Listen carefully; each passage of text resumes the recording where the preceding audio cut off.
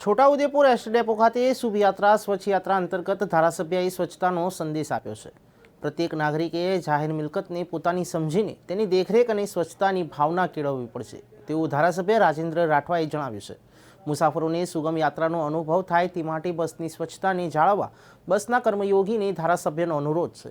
છોટાઉદેપુર તારીખ 2 ડિસેમ્બર નાગરિકોની મુસાફરી સ્વચ્છ અને સુગમ બની રહે તે માટે છોટાઉદેપુર જિલ્લાના પ્રત્યેક નાગરિકોમાં જાહેર મિલકતની દેખરેખ અને સ્વચ્છતાની ભાવના કેળવવા માટે છોટાઉદેપુર એસટી ડેપો ખાતે શુભયાત્રા સ્વચ્છ યાત્રા અભિયાન અંતર્ગત છોટાઉદેપુરના ધારાસભ્ય રાજેન્દ્ર રાઠવાએ પોતે સાફ સફાઈ કરીને મુસાફરો સહિત જિલ્લાના પ્રત્યેક નાગરિકને સ્વચ્છતા જીવનનો એક ભાગ બનાવવા અનુરોધ કર્યો હતો।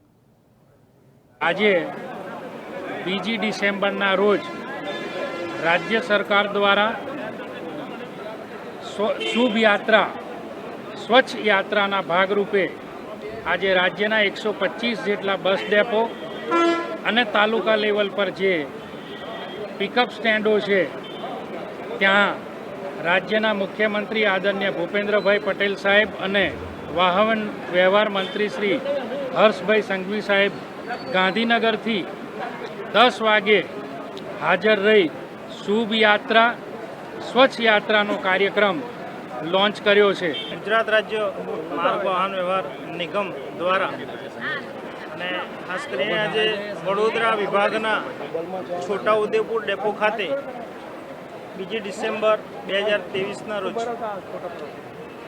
શુભ યાત્રા સ્વચ્છ યાત્રાના અંતર્ગત એક સફાઈ અભિયાનનું શરૂઆત કરી છે, જેમાં રાજ્ય કક્ષાએ માન્ય મંત્રીશ્રી અને અમારા ઉચ્ચ અધિકારીશ્રીઓએ ગાંધીનગર ડેપો ખાતે આનો પ્રારંભ કરાવ્યો છે। તે જ રીતે 125 ડેપોમાં આ સ્વચ્છતા અભિયાનની શરૂઆત થઈ છે।